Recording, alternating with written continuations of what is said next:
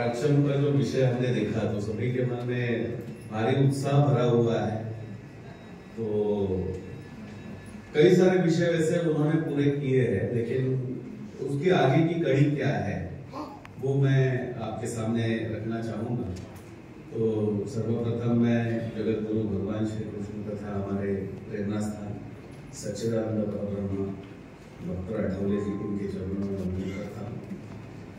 आप सभी यहाँ पर उपस्थित संत, मान्यवर और मंच पर बैठे हुए महानुभाव सभी को नमस्कार। मेरा जो विषय है, क्योंकि समय कम है तो मैं जल्दी जल्दी पूरा करना चाहूंगा। विषय बहुत बड़ा है ये। पिछले वर्ष इस अधिवेशन में मैंने इसी विषय को अलग तरीके से रखा था कि नैरेटिव कैसे बिल्ड किए जाते हैं और उसका परिणाम हिंदू समाज पर कैसे होता है। इसी का एक अगला जो कदम है कि आज ये नैरेटिव्स किन माध्यमों से बनाए जा रहे हैं और उनका उत्तर क्या होना चाहिए। इस दृष्टिकोण से हम आज का विषय समझने का प्रयास करेंगे। तो सबसे पहले जो है कि बहुत सारे लोगों के मन में होता है कि नैरेटिव होता क्या है। तो एक वीडियो हम पहले देखेंगे और मुझे लगता है उसके बाद आपको बताने की बहुत ज्यादा आवश्यकता नहीं होगी कि नैरेटिव क्या होता है।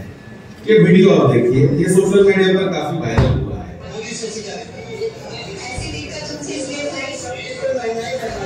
और क्या महंगाई उन्होंने कर दी, जीडीपी हमारी गिरा दी। ये नहीं पता मुझे।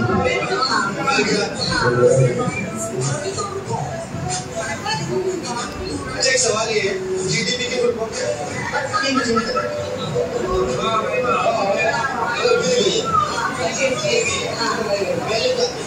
पहले भी नहीं पता। अब आपको समझ में आया होगा नैरेटिव क्या है।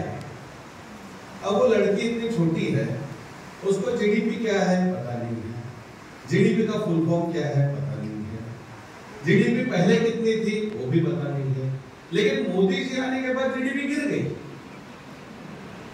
अरे जब आपको पता ही नहीं है तो कहां से गिर गई। ये जो इस छोटी सी बच्ची के दिमाग में, विचार में ये किसी ने तो डाला है, उसका अध्ययन है ही नहीं। तो ये जो डाला जाता है एक सिस्टमेटिक तरीके से, एक विचारधारा का जो निर्माण किया जाता है उसे कहा जाता है कि उतना ही दृश्य आपके सामने रखे कि जिसके माध्यम से मैं और एक आपको एक चित्र दिखाता हूं जिससे आपको नैरेटिव क्या होता है ये स्पष्ट हो जाए। अब आप इस चित्र को देखिए, ये पैलेस्टाइन के जो कार्यकर्ता है वो इस चित्र को बहुत बड़ी मात्रा में, मतलब ये इजराइल का जबर है, और उस चित्र को देख करके आपके मन में क्या नैरेटिव हो रहा है। अब आप सोचिए इसको कि उसे वो जवान जो है वो धमका रहा है। अब इसका आगे का चित्र आप देखिए, अब क्या है कि वो वहां पर खेल रहे हैं। यानी एक चित्र से आपको बदलाव समझ में आ गया कि नैरेटिव क्या होता है। तो क्या किया जाता है, ये पूरा चित्र है लेकिन उसमें से एक छोटा सा चित्र को क्रॉप करके सोशल मीडिया पर डाला जाता है और उससे बनाया जाता है नैरेटिव कि इजराइल क्या कर रहा है, पैलेस्टाइन में क्या हो रहा है, गाजा में क्या हो रहा है। ये जो चीज होती है, इसी प्रकार से भारत के कश्मीर में भी नैरेटिव बनाने का प्रयास किया जाता है। तो मुझे लगता है कि इसकी व्याख्या और इसमें जाने की आवश्यकता नहीं, हमें समझ में आया कि नैरेटिव क्या है। एक सिस्टमैटिक तरीके से ऐसे चित्र, ऐसे दृश्य, ऐसी चीजों को हमारे सबके सामने रखा जाता है कि जिससे हमारा मन, मस्तिष्क, हमारे विचार उसी दिशा में विचार करना प्रारंभ करते हैं। इसलिए इन चीजों का बहुत बड़ा महत्व होता है। अब जैसे ये जो चीज है ये हमने अभी जैसे देखा, तो बीच में हिंदू टेररिज्म का नैरेटिव आ गया। अब जब हिंदू टेररिज्म का नैरेटिव आ गया तो उस विषय पर मैंने अध्ययन करने का प्रयास किया। तो मैं आपको यहाँ पर एक लिस्ट दिखाना चाहता हूँ। ये अमेरिका का लिस्ट है, डेजिग्नेटेड फॉरेन टेररिस्ट ऑर्गेनाइजेशंस। अब इसके अंदर यदि आप देखेंगे ISIS DRC, ISIS मोजाम्बिक, हरकत-उल सहा मिस्र या असर अल सहा हक, इस्लामिक रेवोल्यूशनरी गार्ड्स, जामाए नुसरत अल इस्लाम, अल अख्तर ब्रिगेड या ISIS in greater Sahara, ISIS in waste Africa, ये यदि हम देखेंगे इसके अंदर कहाँ हिंदुओं की संगठन? अच्छा, यहाँ पर अमेरिका का नहीं है, इसके आगे का लिस्ट देख लीजिए। विकिपीडिया पर पूरे विश्व के आतंकवादी संगठनों का उसको थोड़ा सा एनालाइज करके दिखाएंगे कि इस लिस्ट में नाम पढ़िए आप सारे, अबू सैयद या जितने भी है, इसके अंदर कहीं हिंदुवादी संगठन नहीं है। फिर भी हमारे देश में नैरेटिव बनाया जाता है कि आतंक का मजहब या धर्म नहीं होता है, लेकिन हिंदू आतंकवाद होता है। तो ये तो प्रश्न पूछना चाहिए ना, यूएन की कहीं लिस्ट में हिंदू संगठन का नाम है, ना अमेरिका की FBI की लिस्ट में कहीं पर नाम है, तो हिंदू आतंकवाद आया है। अब इसका नेक्स्ट नैरेटिव क्या है? हिंदुओं को तो आतंकवादी बना दिया, लेकिन इसके नेक्स्ट नैरेटिव में यदि हम देखेंगे तो अगला एक न्यूज दिखाएगा। यहाँ पर एक न्यूज है, यहाँ पर कश्मीर का न्यूज है, no militant killed in Srinagar in last 16 months। अब यहाँ पर आतंकवादी नहीं लिखा है, मिलिटेंट लिखा है, तो टेररिस्ट होना चाहिए ना, मिलिटेंट क्यों लिखा है? इसके बारे में हमने कभी गंभीरता से सोचा नहीं। हम केवल देख रहे हैं कि नो मिलिटेंट किल्ड। अच्छा, इसके ये है, इसके आगे का आप और ये देख लीजिए, यहाँ पर है द वायर का ये है, no mister Modi, terrorism and militancy are not same thing. उनका कहना है आतंकवाद और मिलिटेंसी ये एक नहीं है, तो आतंकवाद कौन है? कश्मीर के अंदर जो कर रहे हैं वो आतंकवादी नहीं है, वो मिलिटेंट है। यानी कैसे नैरेटिव को चेंज किया जा रहा है, इसको आप देखिए। इसके आगे का ये बाहर का वही नीचे का लाइन पढ़िए, militants in Jammu and Kashmir and the Maoist. अब माओइस्ट नक्सलवादी क्या कर रहे हैं? जो काम आतंकवादी करते हैं, किडनैपिंग है या जितने सारे मर्डर है, ब्रूटल मर्डर्स है, सारी चीजें ये कर रहे हैं, लेकिन फिर भी उनकी कैटेगरी अलग रखी है। यहाँ पर आप नीचे पढ़ सकते हैं, one man's freedom fighter is another man's terrorist और मिलिटेंट। यानी एक राज्य में जो क्रांतिकारी है वो दूसरे के लिए आतंकवादी है। यानी हम क्या समझे कि कश्मीर में जो लड़ रहे हैं वो क्रांतिकारी है, वो फ्रीडम फाइटर है। तो कश्मीर के आतंकवादियों को फ्रीडम फाइटर घोषित करने के लिए उनको आतंकवादी नहीं बताया जा रहा है, उनको मिलिटेंट बताया जा रहा है। लेकिन इतना बड़ा नैरेटिव हमारे देश में चल रहा है, हमने कभी इसको समझने का प्रयास नहीं किया कि मिलिटेंसी क्या है और टेररिज्म क्या है। अब इसके अंदर आउटलुक का एक आप इसको थोड़ा सा इलाज कीजिए। Kashmiris has called them freedom fighter और मुजाहिद। यानी कश्मीर में उनको आतंकवादी नहीं कहा जाता है, मुजाहिद कहा जाता है या फ्रीडम फाइटर कहा जाता है। उसके आगे है people fighting the Indian state as a militant. Militant कौन है? जो भारत सरकार से लड़ रहे हैं। अरे भारत सरकार से लड़ना, कश्मीर के हिंदुओं को बाहर से निकाल दिया, गिरजा तत्वों के ऊपर बलात्कार किया, उसके नृशंस हत्या कर दी, ये सारी चीजें भारत सरकार से लड़ाई है क्या? तो हिंदुओं का नरसंहार करके भी वो अपने आप को मिलिटेंट कह रहे हैं, अपने आप को फ्रीडम फाइटर बोल रहे हैं, और हमारे देश की मीडिया उसको मिलिटेंट बोल रही है। यानी कैसे नैरेटिव को सेट किया गया, इसको हमको समझना होगा। आगे सिमिलर वे बीबीसी का है, why BBC doesn't call Hamas militants a terrorist. यानी वो हमास को जो टेररिस्ट है उनको भी वो टेररिस्ट नहीं कहते, उनको मिलिटेंट कहते हैं। कौन? बीबीसी। तो उसमें हमको समझना चाहिए कि बीबीसी भी यही कह रहा है, भारत में कश्मीर में लड़ रहे वो मिलिटेंट है, इजराइल में जो हमास के आतंकवादी लड़ रहे वो भी टेररिस्ट नहीं, वो भी मिलिटेंट है। यानी कैसे सिमिलर टाइप का एक नैरेटिव इससे क्रिएट किया जा रहा है, ये हम समझ सकते हैं। Next, BBC defence policy not to call Hamas terrorist after criticism. इसकी बहुत आलोचना हुई, लेकिन BBC अपनी पॉलिसी पर रहा कि हम हमास के टेररिस्ट को आतंकवादी नहीं कहेंगे, हम उनको मिलिटेंट ही कहेंगे। तो ये क्या है? और इसके द्वारा ये जो इस प्रकार से नैरेटिव क्रिएट करने की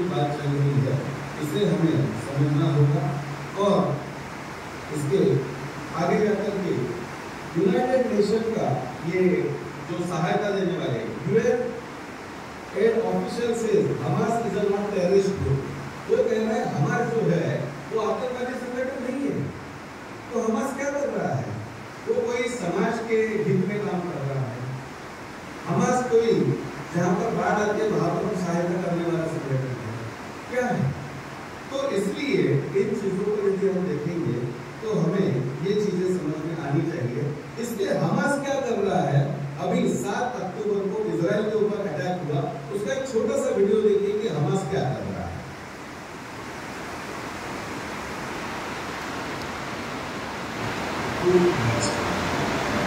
Every day, every month, every year since the terrorist organization Hamas was founded, it has called for the murder of every human. Yesterday, Hamas invaded Israeli towns and slaughtered hundreds of innocent people in the streets. Point blank. They went house by house, children holding their parents' home. Hamas has unleashed the gates of hell. Their soul is lost in history. Only their complete and utter defeat this battle will the world deserves victory.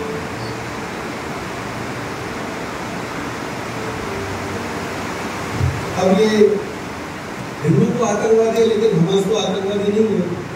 वो तो लोगों के बीच में प्रेम फैलाने वाला system है।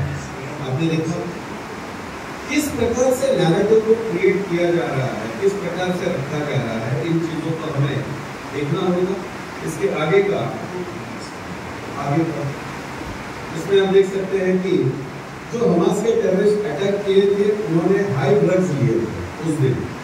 और आगे का आप देख सकते हैं जिन लोगों को उन्होंने पकड़ करके बांध करके जिंदा जलाया। यहाँ पर आप 2 बैकबोन देख सकते हैं, एक राइट साइड में छोटा बैकबोन और एक लेफ्ट साइड में बड़ा बैकबोन है। तो कोई माता या पिता अपने बच्चे को अपने गले से लगा करके है और उन दोनों को उन्होंने जिंदा जला दिया है। लेकिन हमारा जो है वो मानवतावादी संगठन है, वो टेररिस्ट संगठन नहीं है। आगे ये आप न्यूज पढ़ सकते हैं, Israel claims babies burned by Hamas terrorist religious images of. तो इसके बारे में बहुत बड़ा नैरेटिव सोशल मीडिया पर चला, तो इजराइल ने उसके वीडियोस बना करके लोगों के सामने डाले कि सच्चाई पता चले। और ये वीडियो डालने के बाद परिणाम क्या हुआ आगे का आप देखिए। ये नीचे का आप ट्वीट पढ़िए, a baby was found in a oven baked to death by Hamas terrorist leading Israeli first responder. तो उन्होंने उसके बारे में उसका न्यूज दिया। तो रफात इन गजा, उसने उसके ऊपर क्या लिखा, विथ और विदाउट बेकिंग पाउडर। यानी छोटे बच्चे को ओवन के अंदर डाला है, उसका न्यूज है। उसके ऊपर वो क्या लिख रहे हैं कि बेकिंग पाउडर लगा के डाला था या बेकिंग पाउडर के बगैर डाला था। यानी मानवता की कहीं कोई सीमा ही नहीं है। और ऐसे लोग जो है वो नैरेटिव बना रहे हैं और इस दृष्टिकोण से हमें सोचने का। लेकिन इजराइल का उत्तर उसको बहुत सही था, जिसने ये रफात इन गजा जो ट्वीट किया था वो जो है वो इजराइल डिफेंस फोर्स के एयर स्ट्राइक में वो मर गया।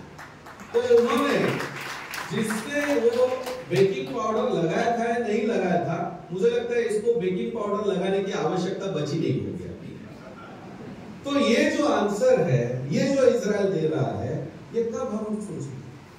और इसके लिए हमें इस दृष्टिकोण से विचार करना होगा कि ये सारी चीजें कैसे चल रही है। आगे ये पीछे का छोटा सा एक आप देखिए कि पूरा जो अरब वर्ल्ड है वो रेड इसमें है और उसके अंदर इजराइल कितना है। लेकिन मैं ये क्यों दिखा रहा हूं, इतना छोटा सा इजराइल भी वो नहीं छोड़ रहे हैं, उसके लिए वो लड़ाई लड़ रहे हैं, उसके लिए आतंकवाद चल रहा है।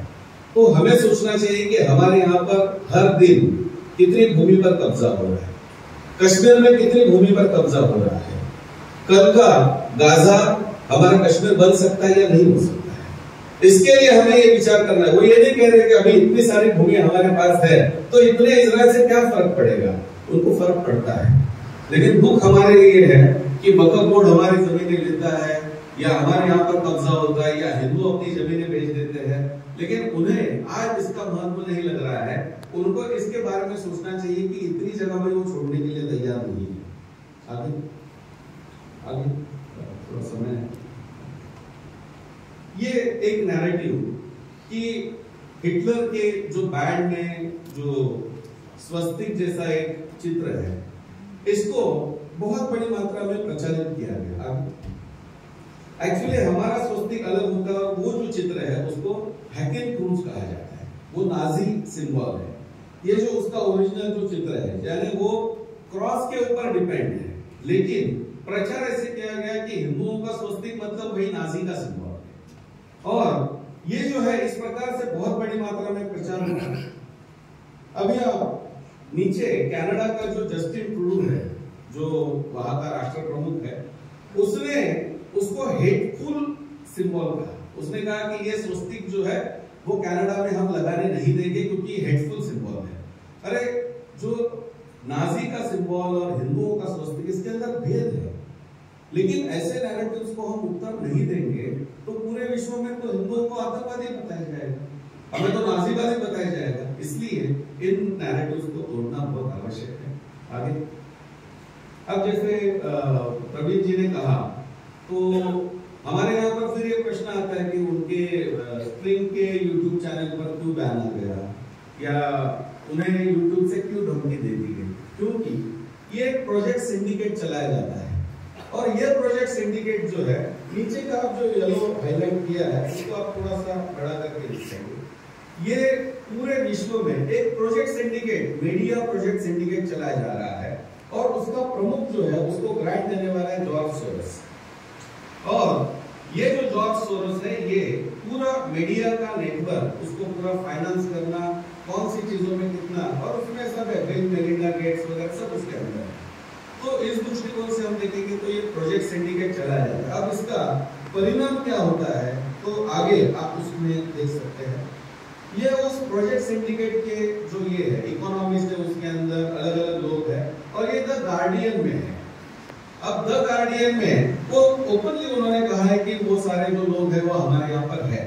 उसके आगे का आप देखिए, द गार्डियन की ये स्टोरी पढ़ लीजिए। इसमें ये स्टोरी है, he likes caring people, how Modi's right hand man Amit Shah runs India.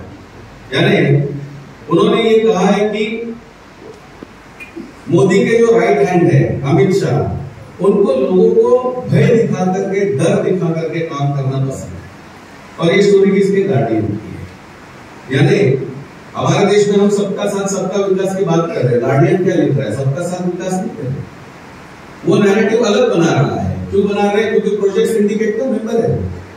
तो इसके लिए हमें विचार करना होगा कि ये जो है, जैसे बच्चे ने अभी खुद का ओटीटी प्लेटफॉर्म बनाया, इस दृष्टिकोण से हमें विचार करना होगा। आगे ऐसे केवल विदेश में हो रहा है ऐसे नहीं है। अभी वीडियो आगे इसके अंदर वो इंटरव्यू है। आगे अभी भारत में भी इस प्रकार से प्रोजेक्ट सिंडिकेट चालू है, और उसका कॉर्पस फंड है 100 करोड़, और उसके अंदर जो फंडिंग करने वाले विप्रो का अजीम प्रेमजी से लेकर के टाटा है, उसके अंदर नंदन नीलकेनी है, सारे जितने बड़े जो लोग हैं वो सारे इसके अंदर है। तो 100 करोड़ का एक कॉर्पस फंड यदि बनाया जाएगा और उसके माध्यम से मीडिया को कंट्रोल किया जाएगा तो कैसे होगा? इसलिए इन सारी बातों को हमें देखना होगा या समझना होगा। आगे एक इस चीज को थोड़ा सा हाईलाइट करके दिखेंगे कि ये पैसा, अभी जो द वायर के मैंने आपको आर्टिकल बताया, तो द वायर का प्रोजेक्ट जब, क्योंकि सिद्धार्थ मल्होत्रा को द हिंदू न्यूज़पेपर से निकाल दिया, तो उसके पास एक माध्यम था कि अब क्या करें, तो उसने एक आह्वान किया, और उस आह्वान के बाद एक घोषणा हुई, और उसके बाद टाटा ने द वायर को 1.64 करोड़ दिया। नीचे नंदन नीलकेनी, अजीम प्रेमजी, गोदरेज और आमिर खान एक्टर, उन्होंने सबने मिलकर के 12 करोड़ रुपए द वायर को दिए। अभी आप सोचिए, एक चैनल चालू होने वाला है, चैनल भी नहीं है, वो पोर्टल है, वेब पोर्टल, उसको 12 करोड़ रुपए भारत के सारे व्यापारी दे रहे हैं। यहाँ पर जितने लोगों ने आकर के बात की, उनका कॉर्पस फंड कितना है? कहां पर से हमें धन मिल रहा है? यानी हिंदू जो काम कर रहे हैं वो अपनी श्रम पर, अपने आधार पर कर रहे हैं। उन्हें कोई इस प्रकार से सहायता नहीं, लेकिन द बायर खड़ा होगा तो उसके पीछे सारे लोग खड़े हो जाएंगे, वो करोड़ों रुपया देने के लिए तैयार है कि अब आपका वेब पोर्टल बना भी नहीं है तो ले लीजिए करोड़ों रुपया। यानी किस माध्यम से ये सारी चीजें चल रही है, जो उदय जी ने कहा क्यों ये सब आ रहा है, क्यों ओटीटी प्लेटफॉर्म पर ये सारी चीजें आ रही है, क्योंकि फंड करने वाले तो लोग हैं नहीं। इसलिए इन चीजों को हमें गंभीरता से देखना होगा। मुझे लगता है कि अभी समय कम है, तो इस प्रोजेक्ट सिंडिकेट का मैं केवल एक वीडियो आपको छोटा सा दिखाना चाहूंगा। ये करण थापर का एक वीडियो है। करण थापर आप जानते होंगे। आवाज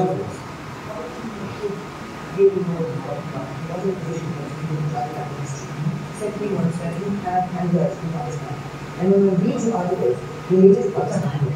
And something telling you what to do, what to write. Just you know what hand you're just doing this. When Mumbai says, no, we're not going to handle it. Right. And this is what is personal. ठीक है, शायद आवाज नहीं आ रही है उस video But then push their agenda. And then you read the video. It's possible. Because when you read, for example, July 25th, 2010, your article on Pakistan and Indian relation, the whole article is presenting Islamabad point of view, ठीक है, video को इसमें वो प्रश्न पूछ रही है कि आपके जितने सारे न्यूज होते हैं या सब जो होते हैं, तो उसके अंदर पाकिस्तान का एजेंडा क्यों प्रमोट कर रहे हैं। तो वो पूछ रहा है कि क्या आप मुझे पाकिस्तानी स्पाई समझ रही हो। तो उन्होंने कहा कि मैं आपको स्पाई नहीं कह रही हूँ, लेकिन ऐसे क्यों होता है कि जो पाकिस्तान में जो चीज होती है वो आपके इंटरव्यूज में आती है, आप उसका सवाल पूछते हैं। तो ये जो चीजें होती है ये किस प्रकार से होती है, इसलिए अभी मैंने आपको करण थापर जो है उसको दिखाया आगे। ये जो है ये उनका पूरा फैमिली लिंकेज है। इसके अंदर मोतीलाल नेहरू और जवाहरलाल नेहरू, उनकी बहन थी विजया लक्ष्मी पंडित, और उनकी शादी हुई थी रंजीत सीताराम पंडित से। उनकी जो बेटी थी नयनतारा सहगल, तो उसकी शादी गौतम सहगल से हुई। तो वो जो है वो थापर परिवार से जुड़ा हुआ है। और करण थापर आपने देखा होगा, प्राणनाथ थापर जो है वो 1962 का हमारा जो युद्ध हुआ था भारत और चीन का, जो पहला युद्ध था कि जो भारत एक तरीके से हम कहेंगे हार गए थे, तो उसके लिए जिम्मेदार कौन थे, तो वो थे। तो उन्हें क्यों वहां पर लाया गया था, इसके नीचे थोड़ा सा ये करण थापर और ये सब केवल इतने नहीं कर रहे हैं, नीचे वो वाला रोमेश थापर, रोमिला थापर जो भारत की जो हिस्टोरियन है, तो जो भारत के सारे पाठ्य पुस्तकों का इतिहास लिखती है, वो उसी परिवार से है। तो करण थापर अलग नहीं है, प्राण थापर अलग नहीं है, और रोमिला थापर भी अलग नहीं है। वो सभी एक ही फैमिली ट्री के अंदर आते हैं। और इसके आगे का आप ये देख लीजिए कि 1962 का जो युद्ध था वो एक्चुअली जनरल थोरात उस समय पे बहुत काबिल अफसर थे कि जिनको वहां का अनुभव भी था, लेकिन नेहरू जी ने उनको साइडलाइन कर दिया और प्राणनाथ थापर उनके रिलेटिव है, इसलिए उनको 1962 के युद्ध में जनरल बनाया। और बहुत बुरी तरीके से हम हार गए कि उन्हें जवानों की तैयारी के बारे में पता ही नहीं था। उसके बारे में बहुत बड़ा बुक लिखा है जनरल थोरात जी ने, वो भी हम देख सकते हैं। लेकिन ये सारे जो नैरेटिव्स तैयार करने वाले हैं वो सभी एक ही है। इसमें मैं विषय मेरा समय हुआ है, इसलिए मैं अंत में सिर्फ आपको एक ही चीज इस दृष्टिकोण से बताना चाहूंगा कि ये जितनी भी सारी चीजें हैं या जितनी भी सारी बातें हैं, इस दृष्टिकोण से हमें इसमें एक चीज लास्ट एक मिनट का वीडियो देख करके हम ये समाप्त करेंगे। एक लास्ट जो जमीयत उलेमा हिंद का 9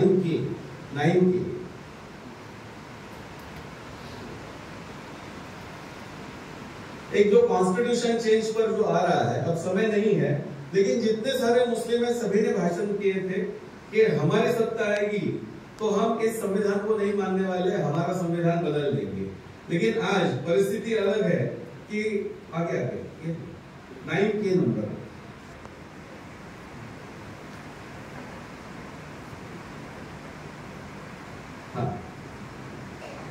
अब भारत हिंदू राष्ट्र क्यों नहीं बन पाया, इस पर ये आप जमीयत उलेमा हिंद के जो मौलाना है अरशद मदनी, उनका विषय सुनिए। कांग्रेस की वर्किंग कमेटियों की तजवीजें मौजूद हैं, रेजोल्यूशन मौजूद हैं, वो बराबर हमको लिखते थे कि हम वादा करते हैं कि मुल्क का दस्तूर सेकुलर दस्तूर होगा। किंतु जब मुल्क आजाद हुआ और तकसीम हो गया तो मुल्क से एक ताकत उठी जिसने ये कहा कि मुसलमानों ने अपना हक पाकिस्तान ले लिया, अब हमारे मुल्क का दस्तूर सेकुलर दस्तूर नहीं बल्कि मुल्क हिंदू राष्ट्र होगा। जमीयत उलमा हिंद वो तनहा जमात थी जो गांधी जी को, जवाहरलाल नेहरू को पकड़ कर बैठ गई। हमने कहा हमसे जो वादा किया था, आपके रिजर्वेशन हमारे पास मौजूद है, आपने हमसे वादा किया था कि मुल्क का दस्तूर आजादी के बाद सेकुलर दस्तूर होगा, इस वादे को पूरा करो। अगर मुल्क की तकसीम पर दस्तखत किए हैं तुमने किए हैं, मुजरिम तुम हो, हमने मुल्क की तकसीम को खोलने किया।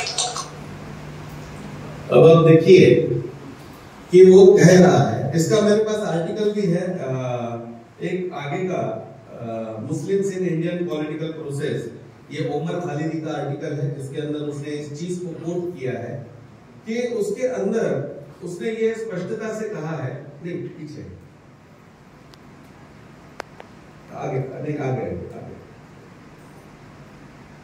मुस्लिम्स, हाँ इस ये जो है इसका बड़ा वाला आर्टिकल इसके आगे, हाँ ये जो है इसके अंदर ये बहुत स्पष्टता से उन्होंने लिखा है, उमर खालिदी का आर्टिकल है कि भारत के मुसलमानों से पहले ही कांग्रेस वादा कर चुकी थी कि भारत हिंदू राष्ट्र नहीं होगा, भारत सेक्युलर होगा। हम सोच रहे हैं इंदिरा गांधी ने 1976 में सेक्युलर बनाया, लेकिन ये वादा तो 1947 से पहले का है। और जो अरशद मदनी ने कहा, जिसके बारे में आर्टिकल लिखे हुए हैं, तो इन चीजों को हम देखेंगे तो जहां पर सत्ता में बैठे हुए लोग हैं उनके वादों की पूर्तता करते करते हम अपने देश को अब जो है सेक्युलर बन करके खोने की दिशा में बढ़ रहे हैं। इसलिए अभी जो प्रश्न आया था कि संविधान में बदलाव होगा या नहीं होगा, संविधान बदल दिया जाएगा, पूरी सत्ता आएगी, 400 सीट आएगी तो संविधान बदल देंगे ये लोग, तो हमारी सरकार ने कहा कि संविधान हम नहीं बदलेंगे। मेरा बस एक ही प्रश्न है, जब कांग्रेस ने उसको इतनी बार बदला है, 106 बार बदला है, तो इतनी बार जब बदल चुका है तो हम आज को कह रहे हैं कि नहीं बदल देंगे।